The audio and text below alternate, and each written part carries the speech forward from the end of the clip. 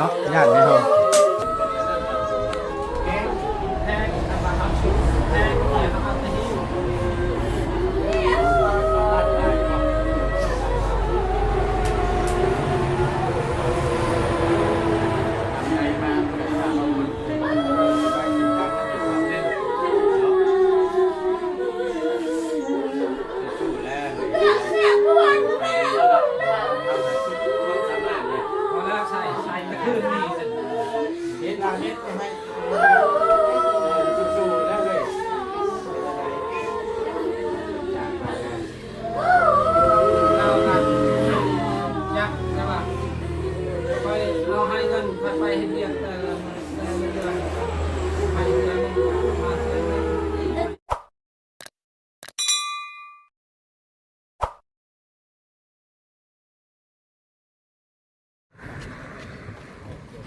ระวังรถลูกหล่ะระวังรถโดยโอ้ยไม่ได้พ่อนะ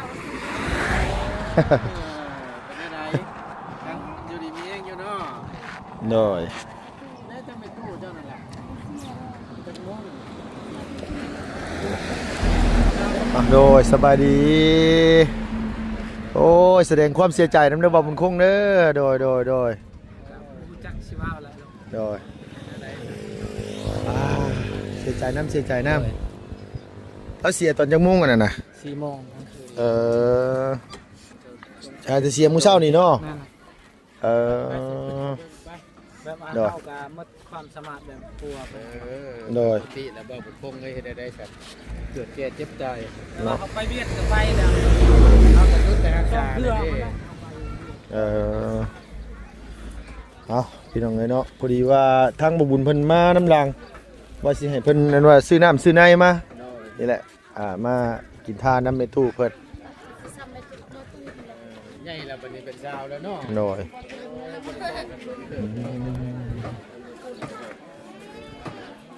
ส่งสการมื้อได้เปล่ามื้ออื่นเนาะโดยเอามาซักมีหยังน่ะหางไม้โดยไปพี่น้องเลย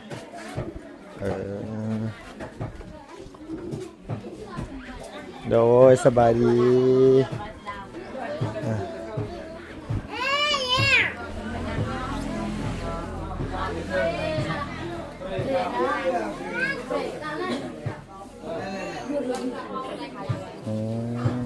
มันน่าเสือเลยเนาะได้มาเอ้ยจบบ้างมา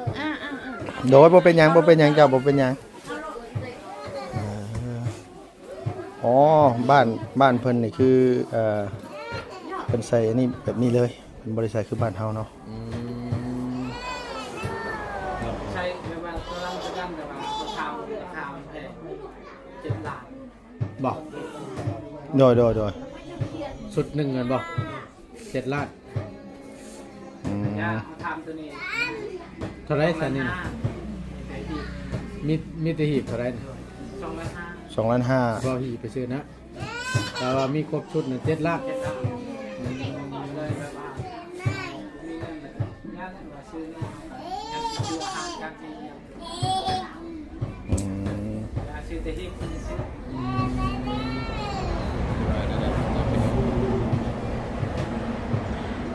ถ้าไม่ตู้แล้วมาอยู่พี่นี่เนาะด้วยเราอยู่นี่อยากมาอยู่กันลูกกันหลานนี่แต่ที่ท่านอยู่แบบพักผ่อนอยู่ห้องคือมาอยู่พี่เนี่ยมันกว้างขวางแน่นอนมันสะดวกสบายแน่นะสะดวกสบายขึ้นลงก็ง่ายกว่าอยู่พุ่นอะไรมาโดยจักมื้อไหนแล้วมันอยู่นี่เมื่อวานนี่ก็เมื่อวานนี่มื้อนี้ก็เสียแล้วดีขึ้นนี่ก็เสียเพราะว่ามื้อวานนี่น่ะลุงไปนั่นหยุดคำแต่ว่าตอนแรกว่าสิแวะมาอยู่ก่อนที่นั้นว่าสิมาเยี่ยมมาอยู่บ่ไล่ว่าเป็น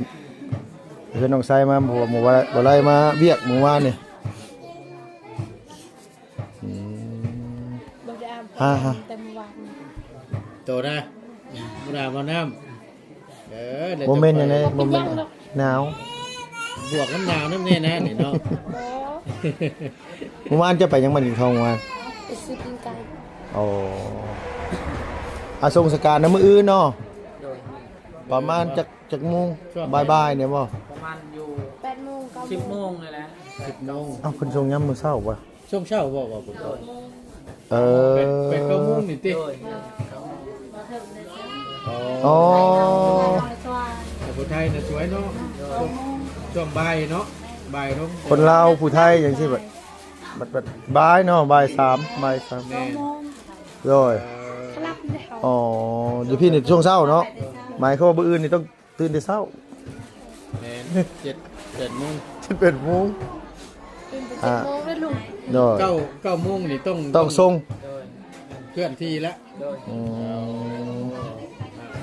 โมเมนต์อย่างพี่น้องเพื่อจะได้กล้าเกียมทันว่า แม่ สั่ น น แม่ ซะ นแม่น มาก็ขึ้นมาฮอดก็จังว่าน้องพี่น้องเลยพอดีพอต้นก็ขึ้นมาฮอดเมื่อวานนี่แหละช่วงแรง บ่เลือดเสื้อเลย ๆค่ำเป็นอะไร เรียกเลือดเสื้อเลยนะไปยังคิดว่าเรายัง เรา บ่ทันได้ เรา เสี บ่ได้ ย กินข้าวนี่เป็นทิศ เอา นึง นี่ตอนนั้ เขา น ชื่อโจกชื่อหยังก็ ตอนนั้น เราบ่อันนั้น บ่กินบ่ได้ กินบ่ได้ มันเป็นหลายโรคเด้หลายโรคแล้วมัน ลักๆเลยนี่โรคหยังเราเป็น หลักๆนี่ อารม มี ณ์ อยู่ เรา กับ ก็ อันน่ะยังมักเคลัง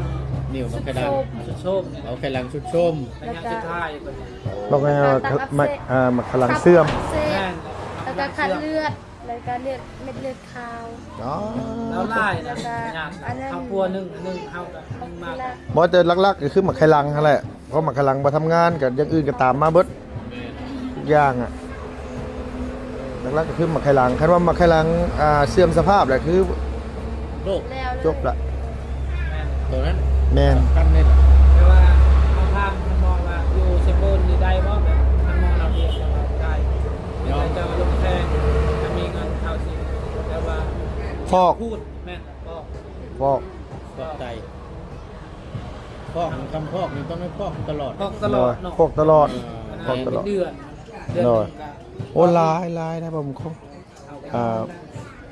คือโรคพวกนี้นี่คือมันโรคคนมีตังค์โรคคนรวยเนี่ยว่าง่ายซะ โดย คันว่ามีตังค์มีเงินก็อยู่ได้โดนคันบ่มีคือเฮานี่เจ้าข่อยนี่ก็ แต่ว่าเฮาเบิ่งล่าง ก็ คือเฮาไปว่า สุดความสามารถแหละ ง่ายเบิ่งล่างสุดความสามารถแล้วครับ แล้วอายุจักปีครับทำไม ก็ประมาณอยู่60 ปีนี่ อืม ก็บ่ได้อันนั้นว่าเท่าก็บ่ได้เท่า ประตูทำไมอายุจักปีประตู มา ประมาณ น้อง 65 เล่าเนี่ย เอ่อ น้องสาวทางนี้เนาะ ประมาณ60ปลายนี่แหละ ใช่หรือเอื่อยเราแล้วลงแล้ว เอ่อ ตูนนี่ ยังแหละบ่ได้เห็นล้นนะติ ตามมาตูนนี่ กักบ่นี่โอ้ยหลานก็ได้นี่มาแต่น้องมาแต่ชมหลานบ่นี่ ให้ได้ นะ เฮ้ยนะเดี๋ยวแสดงความเสียใจนะอย่างเลยเนาะโอ้ จ้าอันนั้นก็ เดี๋ยว ถ้าเราบ่มานั่ง เดี๋ยว เดี๋ยวมากินทานน้ำมันผัก แม่ลุงกินท่านนี่บ่มีข้าวก็ได้แล้ววะ ได้ ได้เดี๋ยวนั้นนะเดี๋ยว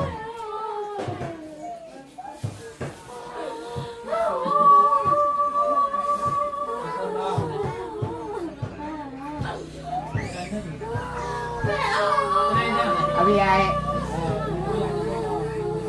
อืม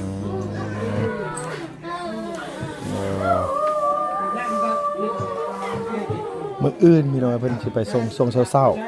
ๆก็คือฮีตเพิ่นแบบนี้เนาะมาตูเนาะ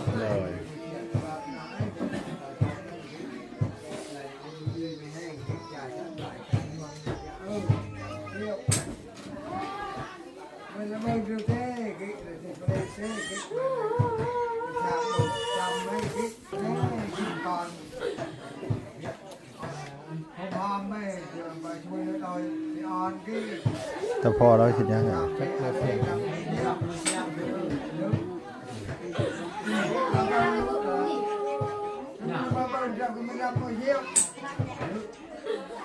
เอายังเนี่ย โอ้ยเนาะ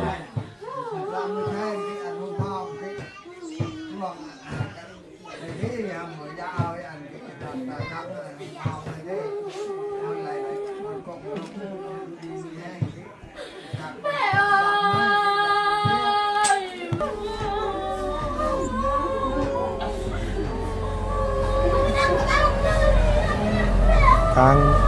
อ่าบ่าวบุญคงทางเฒ่าพ่อทางน้องชงน้องไส้พี่น้องเอ้ยโอ้ยน้ำตาสิไหลน้ำบ่ตูนเอ้ยลุงก็ได้ เชื่อได้เลย โดย ได้สูญเสียเนาะคุณแม่ที่ไปแล้ว โดย แสดงพูดแสดง โอ้ยเนาะมีแต่ว่าลุงสิไปกินทานน้ำบ่าวบุญคงก่อนพี่น้องเนาะซอยคาหีบคาโรงเพิ่นน้ำแล้วก็เรื่องน้ำเรื่องในก็จังว่ากันอีกเทื่อนึงให้บ่าวบุญซื้อลงมาให้อยู่โดยซอยกันงานสูญเสียเนาะประตูเนาะสำคัญนะพี่น้องเอ้ยโดยไปมีแต่ว่าเข้าไปให้บ่าวแล้วก่อนโดย เป็นกันจับไหม โดย ไปเดี๋ยวเขาจับไหม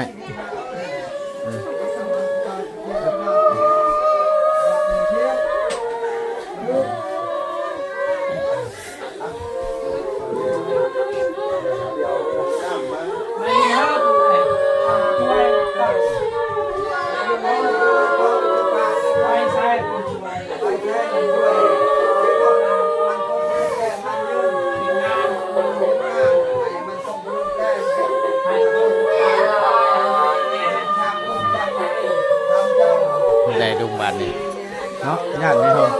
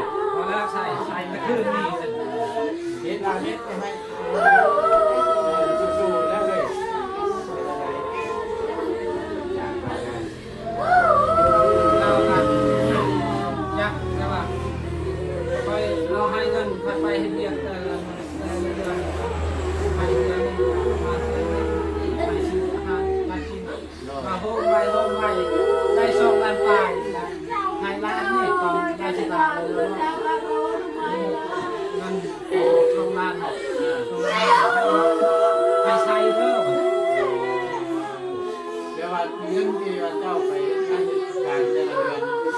ไล่มาแล้วก็ให้เราแต่เราไม่ให้เชื่อห้างกันเพื่อเราสิเรา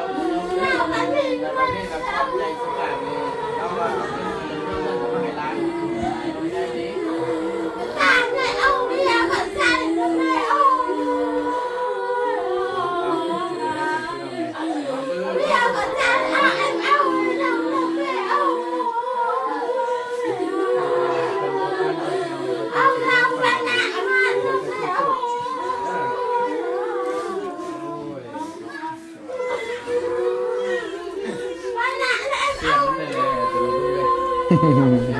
เป็นได้เลย โดยได้ยีดอก โอ้ยขอบใจได้ โดยไปมีแต่ว่าสิลงไปข้างล่างก่อนพี่น้องเอ้ยเนาะปลาหนุดรับบ่ลูกรับซ้ำพอดีนะพี่น้องเอ้ยเนาะทาง หมอน้อยนี่เคยได้น้ำนี่ตัวใหญ่เนาะนอนแหละ โอ้ยตื่น ตื่นเนี่ยน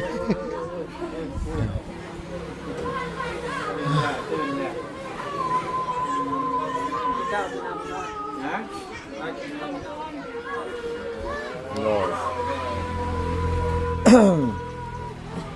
คือมืออื่นเนาะบ่าวเนาะเพิ่นส่งเนาะสการย่ำตอนเช้าเนาะ แม่นล่ะ บ่ได้เป็นตอนแรงนะพี่น้องเอ้ยตอนเช้า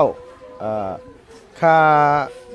หีบค่าโรงน่ะเท่าไหร่ทั้งเบิดทั้งมวล 2 ล้าน 2 ล้าน 5แต่ว่าคันว่าเอาเป็นชุดก็เราเอาว่า7 ล้านแต่เฮาเอาแต่หีบแต่ว่า 5เพราะว่าบ้านเจ้าชนลายพังเนาะ โดยแม่น บ่ได้เผาก็เอาหีบมาก็ว่าง่ายก็คือแทบจะอันนี้ได้น่ะพี่น้องมันบ่คือคนลาวลุมเฮาบัดเขาเจ้าเอามาเขาเจ้าบัดบ่ได้เอาแต่เฉพาะโรงเจ้าอยู่พี่เอาแต่หีบเนาะค่าใส่จ่ายก็ยังบ่ฮู้เนาะว่ามันคงเนาะแต่ว่าฮู้แต่ว่าค่าหีบค่านี่แหละพี่น้องเอ้ยเรื่องแนวอยู่แนวกินได้ใช่บ่มันคงเฮ็ดแบบใดอันนี้ ว่าสิ หาซื้อซีนนู่นนี่บ่ ไปซื้อในตลาดนี่บ่โดย กินแต่เขาก็ซื้ออันนะกระดูกหมู อืม ซื้อ10โล โดยว่าไงก็งานแบบนี้นี่บ่ได้จำเป็นบ่ได้เน้นบ่ได้หรอกพี่น้องเอ้ยโตเรื่องเนี่ยกินได้อยู่นี่ เพราะว่าง านมันงานจำเป็นว่าง่ายซะงานเรื่องความเป็นความตาย เพิ่นก็เห็นหั่นนะ โดยเนาะ มาแบบมาแสดงความดีใจโม่ปะอยู่นี่แหละนะบ่ะไปใส่ลูกแรงก่อน โดย อื่นก่อนเนาะ ทั้งถ้าพอมาแต่ใช้มาแต่วิลาบ่พอ เรามาเตสิปูน อ๋อโดย ชื่ออยู่บ่ล่ะ จื้อตอนมาขึ้นเฮือนหั่น จำได้อยู่ จำได้อยู่จำได้ ขึ้นเรือนไป โดย มอไซค์นี่จำก็ได้อยู่ ทางพี่น้องอยู่บ้านกุ๊กกือมาเบิดเด้อบ่ มาแล้ว มาเบิดละ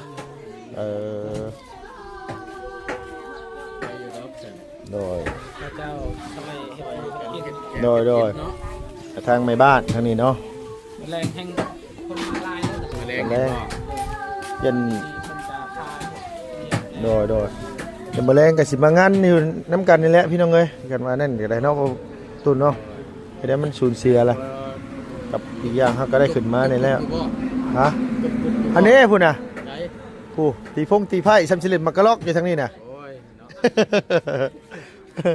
โอ้ย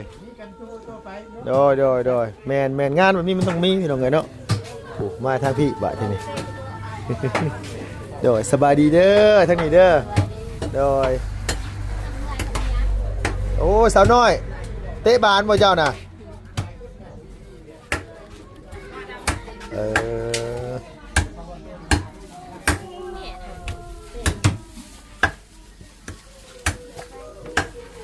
หาทางที่แม่บ้านกำลังมาเต้นกิน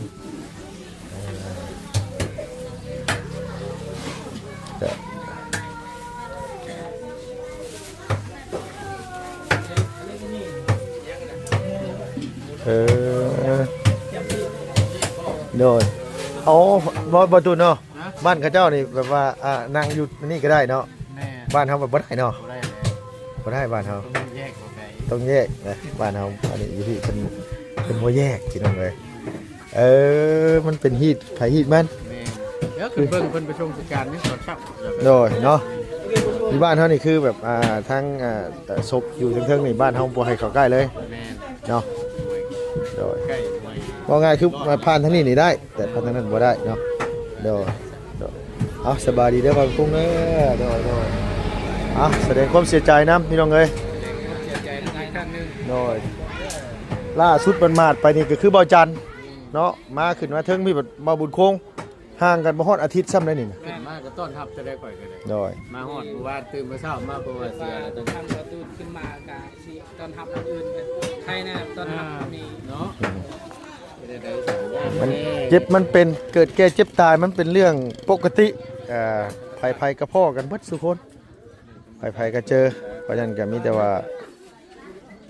นั่งอยู่หันละกินข้าวกินน้ำก็ โดย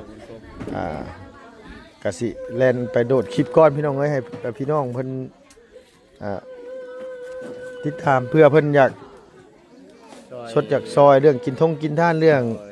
นี่แหละพี่น้องเอ้ยอยู่เนี่ยกินนี่แหละพี่น้องเอ้ยเวียกนั่นนี่ก็เวียกจำเป็นเวียกขมังอะไรว่าง่ายซะไปพี่น้องเอ้ย บ่ถือไฟบู โดยเวียกนั่นนี่เวียกขมัง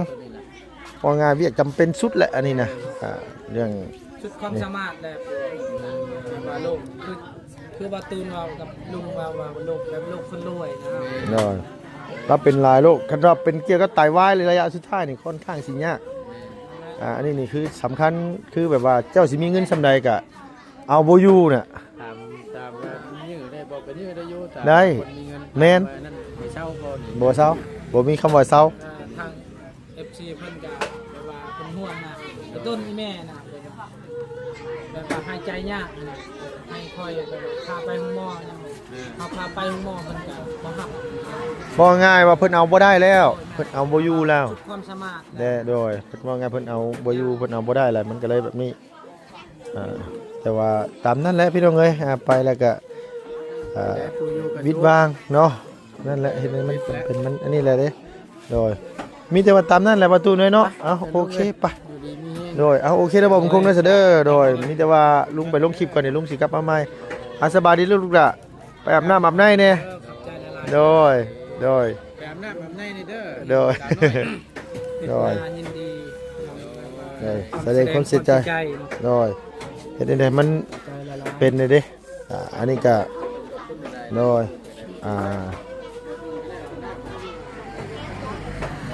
ได้เลยก็สู่ต่อไปเนาะพี่เนาะคนเฮาเกิดแก่เจ็บตายมันเป็นเรื่องธรรมชาติเรื่องปกติมีแต่ว่าผู้อันนี้ก็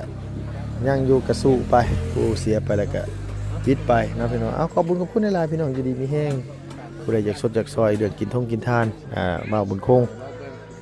น้ำแม่เล่าเนาะพี่น้องก็ดีได้เนาะพี่น้องขอบคุณกับคุณในไลน์พี่น้องอยู่ดีมีแห้งไปแล้วพี่น้องบ๊ายบายสบายดีเด้อ